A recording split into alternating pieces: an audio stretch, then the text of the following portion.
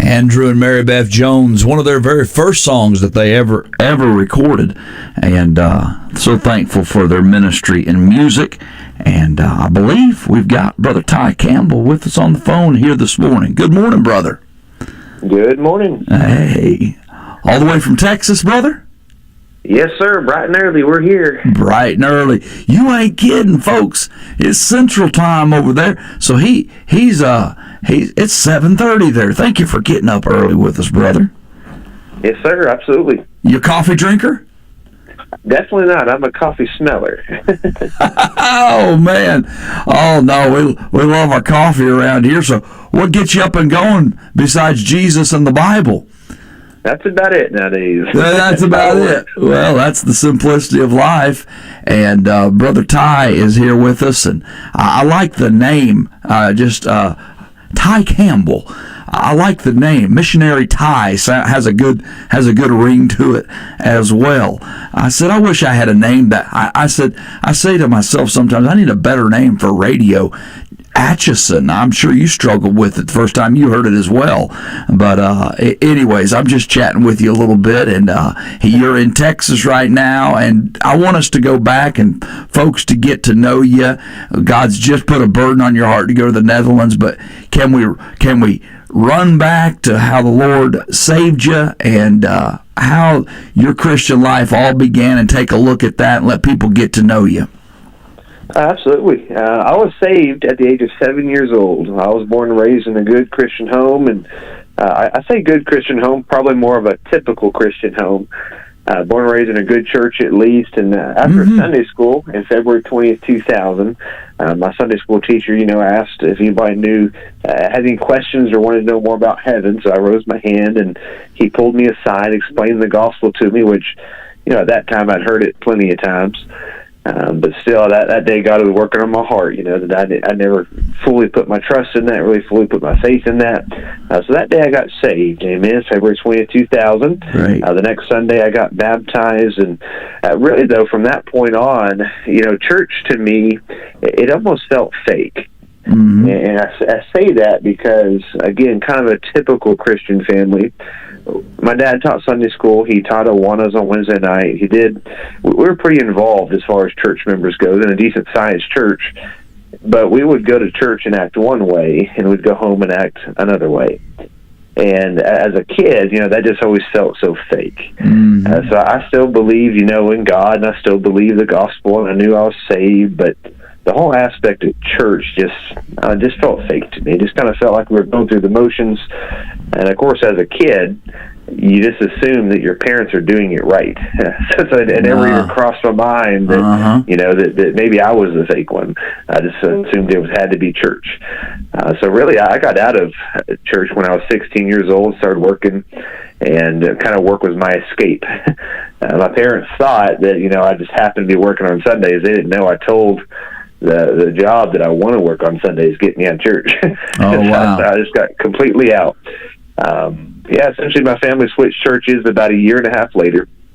So I was out of church about a year and a half. They asked me to attend one service with them. I decided to do that, and my plan was to just do one service and go right back to work and never go again. And when we walked in this church, the people just loved on me. Everybody came up and talked to us, probably 300-some people there, and they all came and shook my hand and asked us to sit with them and stuff. And there's adults in the church that wanted me to come back that night. They weren't even associated with the youth group. They just wanted me to be there. And they said, hey, come back tonight. We're going to buy your meal at Chili's if you come tonight. So, of course, I came. As a 17-year-old, I'll take free Chili's any day.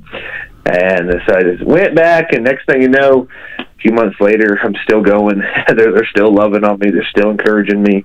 And eventually, it finally clicked that church wasn't fake. I was the one being fake because I wasn't applying anything to my life. I was listening to it, saying amen, going home, ignoring it. So God eventually got a hold of my life, and in that December, about 7 months after I got back into church, I went on a youth ski trip, and during some preaching at Brother Taylor Gillespie, actually, He was preaching one of the nights. I think it was the second night, and that's when I surrendered to preach that night. Oh, that's great. God can do some pretty amazing things. Well, that is wonderful to hear, and certain tidbits of that really resonated and spoke to me. The love of a church family makes a difference. I just want to throw that out there to everybody. Oh, absolutely. You loving on folks. It's not. This is just not a conversation between you and I. It's a conversation with whoever's listed. That love of a congregation makes such a difference. It's a difference maker. Some having compassion, making a difference, and it softened your heart, didn't it? Absolutely. I think that's a problem a lot of churches have today, is that they think just because they have truth that people should care enough to come in and hear it. Oh, wow. But honestly, when I first visited that church, I didn't care at all about the truth. I was just there because really kind of how I described our church. Most people walk in the doors, they don't really care what you teach and preach at first. They just want to know if you care or not.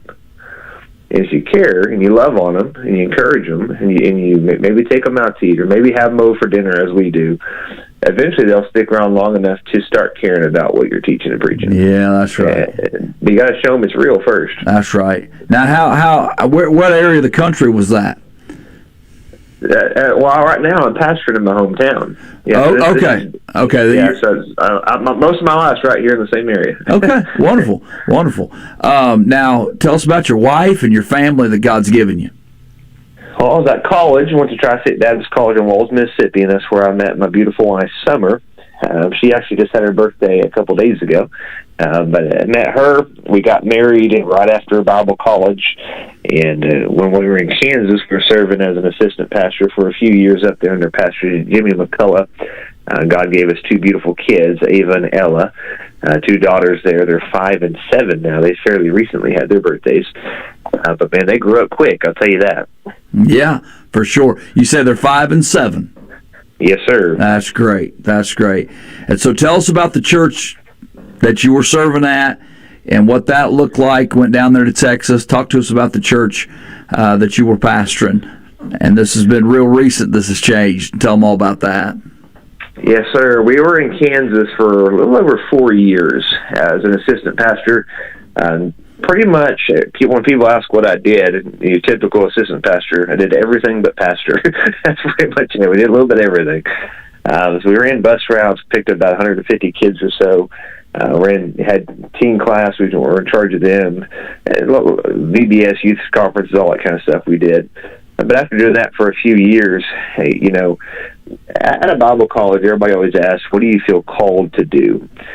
And my answer was always the same. I always said, anything but pastor. That's pretty much what I want to do, anything but pastor. I've learned since then to stop talking because God has a sense of humor.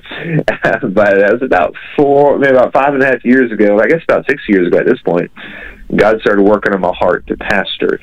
And, of course, now the question is, if you're going to pastor, where are you going to pastor?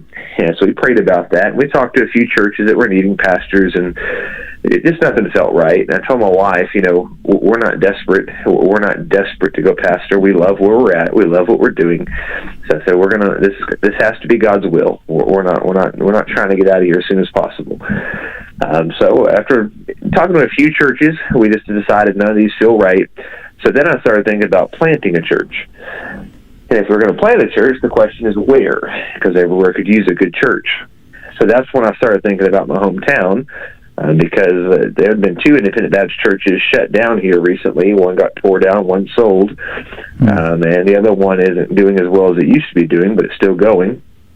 So we were planning on coming down here to plant a church. And that's when my former pastor, who's now since retired, told me about Landmark Baptist Church. They had started after I had gone off to college, so I didn't know they were in town. Mm-hmm. But they needed a pastor, and God put us in touch with them, with Brother Payne and everything, and kind of the rest is history as far as that goes. But I will say we did candidate March of 2020, the very beginning of the height of COVID, so that was a questionable time to really be doing anything. Wow. Yeah, that was interesting. We candidated. I candidated to a camera, and we got voted in via mail-in ballot, and that was fun. I met, there's about 20 or so people at the time. I met about half of them before we got voted in, and saw most of them come back over the next several months. That was a very interesting time. Sure. Really, absolutely. But really, since then, the first 2 years were interesting. They were kind of rough.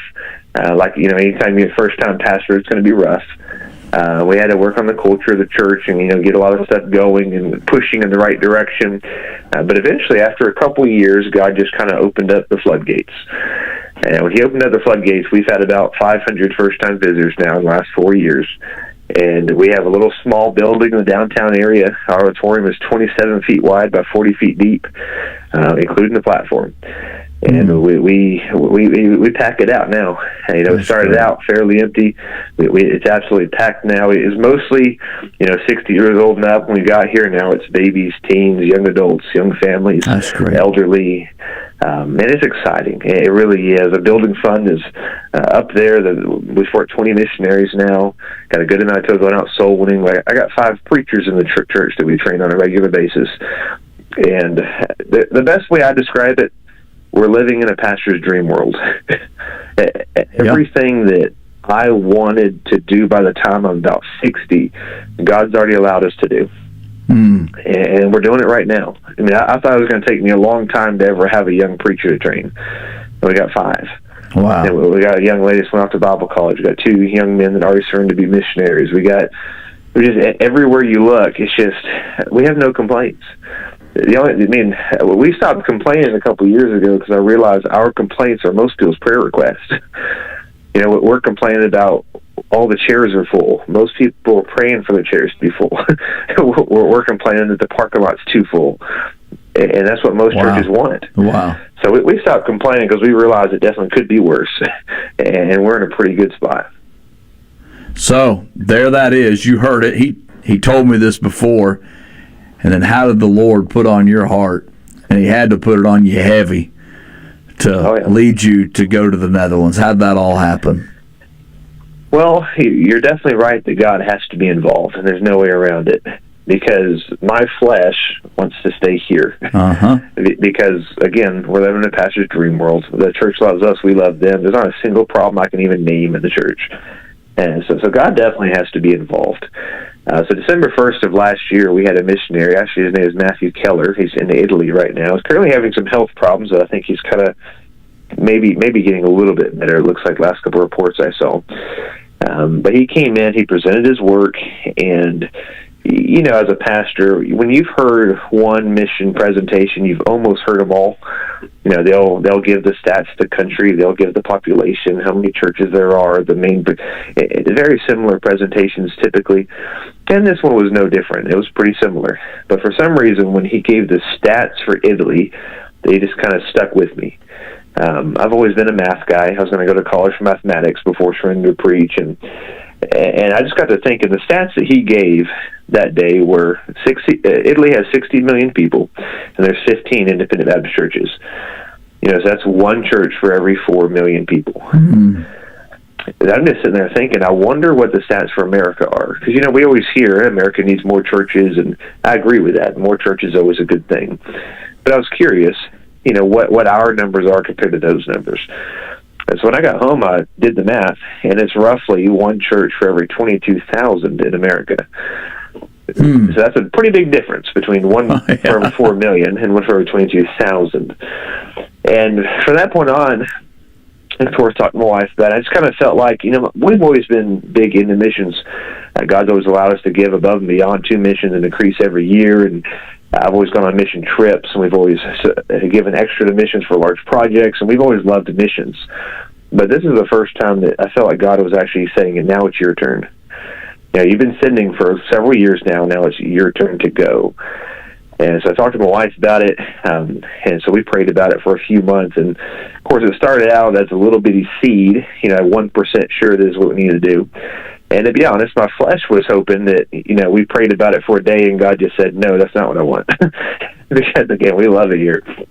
And it just didn't happen that way. That burden just didn't go away. And the more I looked in the country, the Netherlands just kind of stuck on my mind. And We actually went to the Netherlands back in March to put our eyes on it, and we were about 95% sure before we left on that trip. And I told my wife that when we go on this trip, we're either going to come back and be 100% going or 100% staying. This trip is going to be the one that decides it, because at that point we were pretty sure. And God just did a work, and God made it very clear. The Netherlands has 18 million people. And as of March, when we were there, all we could find, and the missionaries there as well, it was only 2 churches like ours. And so it's 1 church every 9 million people. Wow. And the gospel is just almost non-existent over there. I'll give you one quick stat. America is about 11% atheist, agnostic, non-religious. The Netherlands is 58%. Wow. And it's unbelievable. It's only 30% Christian. Most of that's Catholic or Lutheran. So the groups with the gospel is roughly 0.05% of churches, 0.05% of people. It's just unbelievable stats when you read them. Brother Ty is with Macedonia World Missions, yes, and folks around here are familiar with the mission board there. And so you let people know you're just starting out on deputy. I mean, how many meetings have you had? I think I can ask that and probably be limited. Technically none. Okay. we're still pastoring. Our last day of pastoring is August 31st. Okay. We actually just had our first thing last Friday and Saturday. Went out to a quick 2-day camp in East Texas and set up a table for the first time. And God was good with us, and we met several pastors there that we now have meetings scheduled with them. But we haven't had our first official meeting yet. So there you go. Beginning of September, we take off. And in fact, your church that we're coming to, that's the first meeting outside of Texas we're going to be coming to. That's great, yeah. He's going to be with us for Missions Conference September the 10th through the 14th. And boy, when I heard about it and somebody recommended you and from the Macedonia, and I began to talk to him over the phone, I was just like, this is so unique that God would burden him in such a way to leave, as you would consider the pastor's dream life. And it's tremendous. So do you have any frame of reference, anything around your mind right now to what that's going to look like when you get there? Do you have anything? It's all right if you say no. As far as like our plans? Yes. Well, the Netherlands is a very, very tough country to reach. Pretty much, for the most part, everyone I talk to says Europe's kind of the hardest part of the world to reach in general. And a lot of people that I've talked to that are familiar with Europe say the Netherlands is the hardest part of Europe.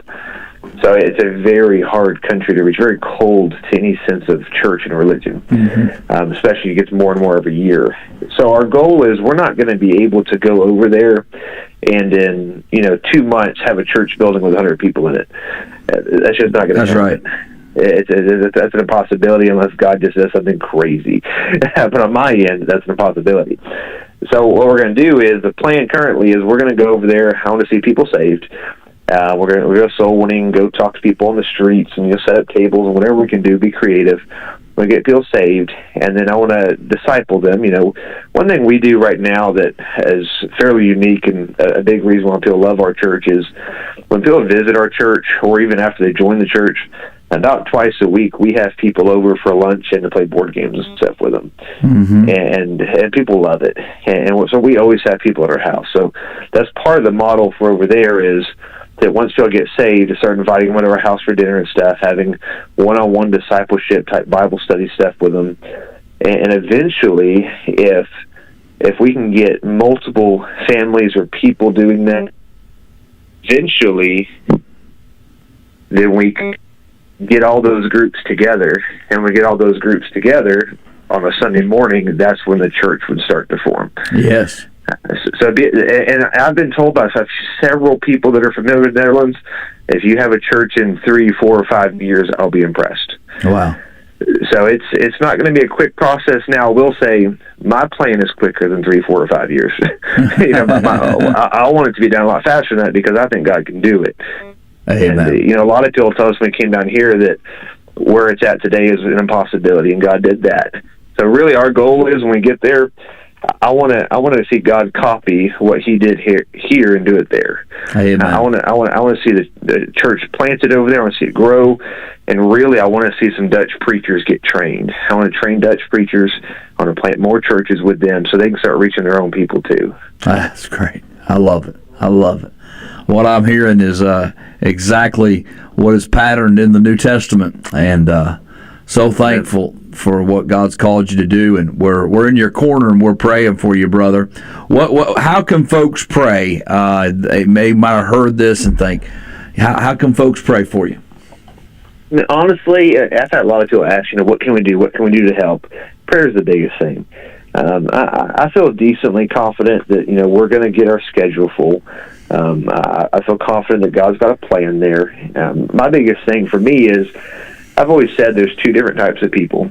There's people who need regular encouragement, and then there's people who, if you never encourage them, it's okay. They're going to be fine. And I'm more of the second person. I'm very goal-oriented. I have goals in life. I push for them. So encouragement's not the biggest thing to me, although I do appreciate it. My biggest thing is I want to make sure my family is good. I want to make sure my wife is good, and my two girls, of course, they're still at the age where they don't fully even understand what moving is. Right. So they're starting to connect dots there. But this whole process, I want to make sure that my family's good. I want to make sure that we stay safe on the road. It's going to be a good amount of driving. But as far as once we get to the field, that's going to be a God thing.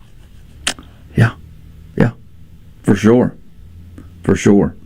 Are you there? Yes, sir. Okay, thought I lost you there for a minute. Yeah. Well, we'll pray for you, brother, and I encourage the listeners to pray for you. Of course, we'll get more familiar with Brother Ty Campbell when he comes around for missions conference. And, brother, it's been a joy to talk to you and hear your burden already ahead of time. And I wanted pastors and evangelists and church members to know about the work that God's called you to do so they can pray for you. And we're gonna definitely be doing that, and looking forward to seeing you here in about, I guess, a month from now. Yes, sir. Coming up quick. Yes, sir. Well, thank you for your time this morning, brother, and we'll keep you in our prayers. And God bless you. I really appreciate it, brother. You have a good one. Yeah, you too. Thank you, Brother Ty. Have a great day. All right. Bye-bye. Yeah, you too. Brother, you get things dialed up here, right? That's Brother Ty Campbell going to the Netherlands. Isn't that great? Oh, my. And hearing him talk about, the Lord doesn't make any mistakes. He's let that pastor go through some things in practically planning a church there in Texas. I think he said Landmark Baptist. Hope I'm correct. Seeing God use him to build that church there, and God doing that, and he believes that God can do the same thing in even the Netherlands. Exactly. And I'm looking forward to seeing what God does and making a testimony, and pray for missionaries all across the world. Get involved in your missionaries' lives. Get to know them and love on them. Pray for them. And folks like Brother Ty Campbell that are young and just launching out, support them, hold their hands. What a blessing.